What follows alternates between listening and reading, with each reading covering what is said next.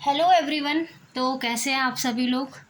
तो आज हमें अपने यूट्यूब चैनल में एमपी सेट यानी जो 1 अक्टूबर को एमपीपीएससी ने जो विज्ञप्ति जारी करी है एमपी सेट एग्ज़ाम को रिलेटेड, उसके बारे में हम डिस्कशन करेंगे। ठीक है। तो बेसिकली हुआ क्या है, 1 अक्टूबर को एमपीपीएससी ने अपने एक विज्ञप्ति यानी एक नॉर्मल एक कहते हैं ना एक एडवर्टाइजमेंट टाइप का उन्होंने जारी किया है। उसमें उन्होंने कहा है कि हम 31 सब्जेक्ट में एमपी सेट एग्ज़ाम लेने का सोच रहे हैं, यानी वो लेंगे। और वो लेंगे क्यों? क्योंकि उसके पीछे बहुत सारे कुछ रीजंस हैं जिनको हम एक एक करके डिस्कस करेंगे। तो एमपी सेट एग्ज़ाम से रिलेटेड बहुत सारी आप लोगों की क्वेरीज होंगी, उसको हम आज डील करेंगे। ठीक है। तो बेसिकली सबसे पहले तो ये क्वेश्चन आता है कि जो एमपी सेट एग्ज़ाम करा रहे हैं उसके पीछे का मोटिव क्या है, वो आखिर में क्या बताना चाहते हैं, यानी वो क्या उनका मेन जो एमपीपीएससी का मेन मोटिव है वो किस ओर लेके जा रहा है हमको। ठीक है। तो बेसिकली वो जैसे हम जानते हैं एमपी के बहुत सारे प्रोफेसर्स जो हैं वो रिटायर होने वाले हैं। ठीक है। तो हमें असिस्टेंट प्रोफेसर की बहुत ज़्यादा रिक्वायरमेंट है, यानी एमपी स्टेट को असिस्टेंट प्रोफेसर की बहुत ज़्यादा रिक्वायरमेंट है। यानी अगर हम कहें तो 15 से 1800 जो वैकेंसीज़ हैं वो आ सकती हैं हमारे इस एग्ज़ाम में, यानी हमारे एमपीपीएससी असिस्टेंट प्रोफेसर के एग्ज़ाम में। तो ये जो एग्ज़ाम कराया जाता है ये बेसिकली एमपी सेट एग्ज़ाम इसलिए कराया जा रहा है कि अगर आप एक बार इसको क्वालिफाई कर लेते हैं तो आप एमपीपीएससी जो असिस्टेंट प्रोफेसर का एग्ज़ाम कराती है तो उसके लिए आप एलिजिबल हो जाएंगे। यानी एक तरीके का ये प्रिलिमिनरी एग्ज़ाम्स है, जैसे हम यूपीएससी वगैरह में प्रीलिम्स का एग्ज़ाम देते हैं ना, वैसे ही एक प्रीलिम्स का एग्ज़ाम है। यानी अगर आपको असिस्टेंट प्रोफेसर में बैठना है तो आपको पहले ये वाला एग्ज़ाम क्लियर करना होगा। ठीक है। अब हम बात करते हैं कि इसमें हमारी एलिजिबिलिटी क्या है। अगर आप एमए कर रहे हैं या फिर आपकी एमए रनिंग है या फिर आप फाइनल सेमेस्टर में हैं तो आप लोग ज़रूर इस फॉर्म को फिल करिए। ठीक है। उससे क्या होगा, क्योंकि सेट के एग्ज़ाम में कभी भी ये नहीं बोलते कि आपको पूरी क्वालिफ़िकेशन चाहिए, आपको सिर्फ अगर आप रनिंग में हैं तो आप उसको भर दीजिए। लेकिन जब एमपीपीएससी असिस्टेंट प्रोफेसर का जब नोटिस आएगा यानी उसका जब एडवर्टाइजमेंट आएगा तब तक आपके पास आपकी एमए की डिग्री प्रॉपर होनी चाहिए। ठीक है। ये बात क्लियर हुई। अगर आपको एलिजिबिलिटी से रिलेटेड कोई डाउट हो तो आप कमेंट सेक्शन में ज़रूर पूछिए। अब बात आती है उन बच्चों की जो ऑलरेडी यूजीसी नेट का सर्टिफिकेट लेके बैठे हैं। तो उनकी क्वेरी ये है कि मैम क्या हमको भी ये एमपी सेट एग्ज़ाम देने की ज़रूरत है। फॉर एग्जांपल मैं सपोज़ राजस्थान से हूँ। ठीक है। मैं राजस्थान से बिलोंग करती हूँ एग्जांपल। तो मैंने तो यूजीसी नेट क्लियर किया है, तो क्या मुझे एमपी सेट क्लियर करने की ज़रूरत है? तो इसका आंसर है आपके ऊपर डिपेंड करता है। यानी अगर आपके पास यूजीसी नेट का सर्टिफिकेट है तो आपको वैसे तो कोई ज़रूरत ही नहीं है, क्योंकि ये तो जो एमपीपीएससी जो है वो अपना मानती है, यानी वो यूजीसी नेट सर्टिफिकेट को मानती है। यानी अगर आपके पास यूजीसी नेट क्लियर है ऑलरेडी तो आपको ज़रूरी नहीं है कि आप ये दो। लेकिन अगर आपको एमपी का लेवल चेक करना है या फिर आप एमपी के एग्ज़ाम्स नहीं दिए हो एक भी बार, तो आपकी मर्ज़ी, आप देना चाहो तो दे सकते हो। तो ये एग्ज़ाम आपके लिए ऑप्शनल है लेकिन कंपलसरी नहीं है। ठीक है। तो अगर आपके पास ये है तो आप ऑलरेडी एलिजिबल हो। तो अब आपको क्या करना चाहिए, तो अब आपको एमपीपीएससी वेबसाइट में जाके उनका असिस्टेंट प्रोफेसर का सिलेबस निकाल कर उसको डाउनलोड कर उसको पढ़ना शुरू कर देना चाहिए, क्योंकि ये असिस्टेंट प्रोफेसर की वैकेंसी है वो 2026 में कभी भी आ सकती है। ठीक है। ये तो हो गया। अब बात आती है कि जो एमपी सेट एग्ज़ाम जो कराते हैं, जो सर्टिफिकेट हमको देते हैं, उसकी वैलिडिटी कब तक की है? तो उसकी वैलिडिटी है हमारी लाइफ टाइम तक की। यानी ये जो सर्टिफिकेट हमें मिलेगा, जो एमपीपीएससी जो देती है हमें सर्टिफिकेट, वो हमारा क्या रहेगा, लाइफ टाइम तक के लिए वैलिड रहेगा। ठीक है। ये बात हो गई। अब बात आती है what is our exam pattern. ये हमारे एग्ज़ाम का पैटर्न क्या होता है जो एमपीपीएससी लेती है एमपी सेट में, है ना। हम बात अभी एमपी सेट की कर रहे हैं, ध्यान रखिएगा। असिस्टेंट प्रोफेसर के लिए हम अलग वीडियो बनाएंगे, अभी हम एमपी सेट की बात कर रहे हैं। जो एमपी सेट का पैटर्न है वो बेसिकली 2 है, यानी 2 पेपर होते हैं। पेपर 1 जैसे हम यूजीसी नेट का देते हैं ना, पेपर 1 होता है और पेपर 2 सेम वही है। 50 क्वेश्चन पेपर 1 में आते हैं और 100 क्वेश्चन पेपर 2 में आते हैं। नेगेटिव मार्किंग अभी तक तो कोई नहीं आई है इसमें, और टोटल 150 क्वेश्चन होते हैं। और ईच क्वेश्चन, हर क्वेश्चन इसमें कितने मार्क्स का होता है, 2 मार्क्स का होता है। अब हम बात करते हैं, ठीक है मैम आपने तो ये बता दिया कि टोटल 150 क्वेश्चन है और 150 क्वेश्चन 300 मार्क्स के होते हैं। अब बात करते हैं what is their cut off. अब देखो, अब एग्ज़ाम तो दे रहे हैं हम, है ना, तो कट ऑफ का भी आइडिया हमें होना चाहिए कि भाई ठीक है पढ़ तो रहे हैं, लेकिन थोड़ा बहुत आइडिया अगर कट ऑफ का मिल जाता तो और अच्छा होता। तो मैं एग्ज़ाम को तो मैं भी थोड़ा डिस्कस करूँगी, पेपर 1 पेपर 2 का ब्रॉड टॉपिक अभी इसी वीडियो में बताऊँगी आगे, तो कंटिन्यू रहिएगा। लेकिन उससे पहले मैं कट ऑफ बता देती हूँ, ठीक है। तो हमारा टोटल कितने मार्क्स का पेपर होता है? 300 मार्क्स का, ठीक है। 300, सॉरी मार्क्स लिखा है, 300 मार्क्स का पेपर होता है, ठीक है। तो 2023 की अगर मैं कट ऑफ देखूं कि जो 2023 में भी एमपी सेट का एग्ज़ाम हुआ था एक बार, और एक हुआ था पिछले साल यानी 2024 में, ठीक है। पहले मैं 23 का बताती हूँ। तो देखो जो ब्रॉड मैंने लिख दिया है कि जनरल में 182, ठीक है, इसमें 172, 154, 140, 170 ये सब लिख दिया है। तो एवरेज देख के देखो, हमें हमेशा इस कैटेगरी को टारगेट करना चाहिए।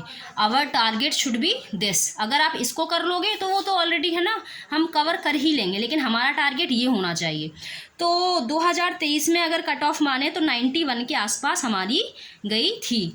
अगर 2024 में देखें तो 2024 में देखिए इंक्रीज़ हुई थी। हालांकि कट ऑफ हमारी सबकी उम्मीद यही थी कि कट ऑफ कम जाएगी, लेकिन कट ऑफ कम नहीं गई थी, कट ऑफ 3 क्वेश्चन ज़्यादा ही गई थी, ठीक है। ये कैटेगरी हमेशा दिमाग में रखिएगा।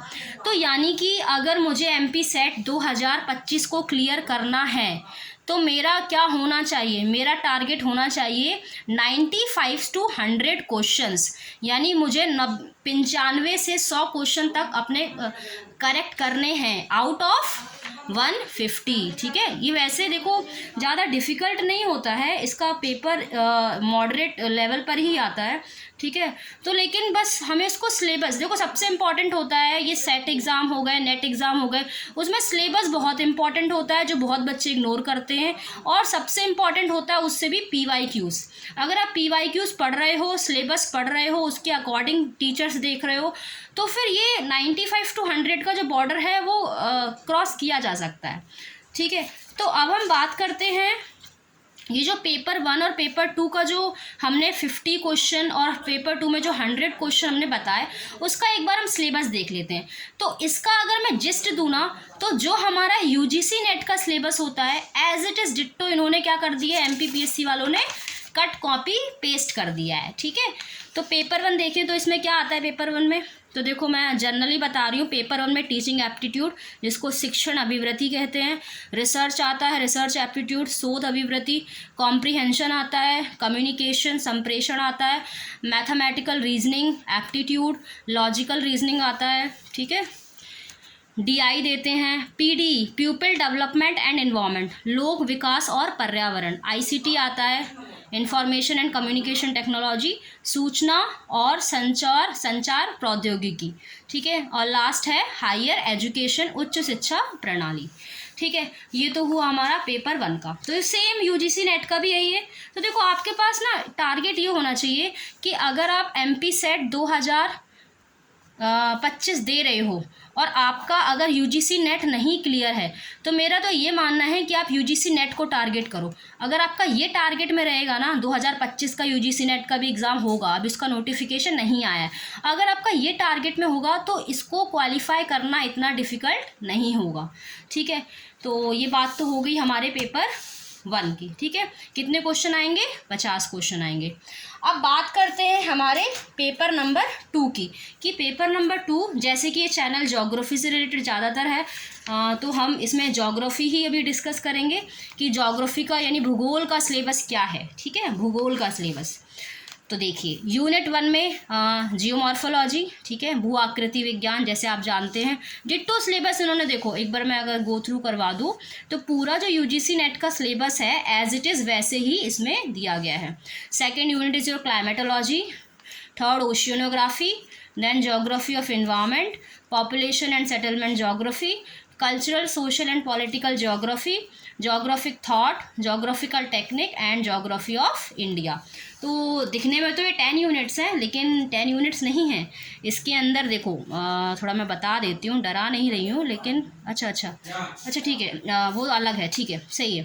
तो जियोमॉर्फोलॉजी, क्लाइमेटोलॉजी, ओशियोनोग्राफी, वो क्या है ना, UGC नेट का जो सिलेबस है, अगर मैं ज्योग्राफी की बात करूँ तो थोड़ा डायनेमिक है, यानी उसमें एक्स्ट्रा यूनिट्स हैं। जैसे अगर मैं ज्योग्राफिकल टेक्निक की बात करूं तो उसमें 3-4 सेगमेंट्स दिए हैं, जैसे स्टैटिस्टिक्स अलग है, कार्टोग्राफी अलग है, मॉर्फोमेट्रिक अलग है, ठीक है, एक और है मुझे अभी याद नहीं आ रहा, तो वो अलग यूनिट्स है, ठीक है। और उसमें ना जो हमारा यूजीसी नेट का जो एग्ज़ाम है, अगर मैं देखूँ 1 2 3 4 5 6 7 सेवेंथ यूनिट आई थिंक, हाँ मैंने सेवेंथ यूनिट नहीं लिखी है इसमें। जो सेवेंथ यूनिट है हमारी वो इकोनॉमिक जोग्राफी है, ठीक है, वही मुझे लग रहा था मेरा कुछ मिस हो गया है।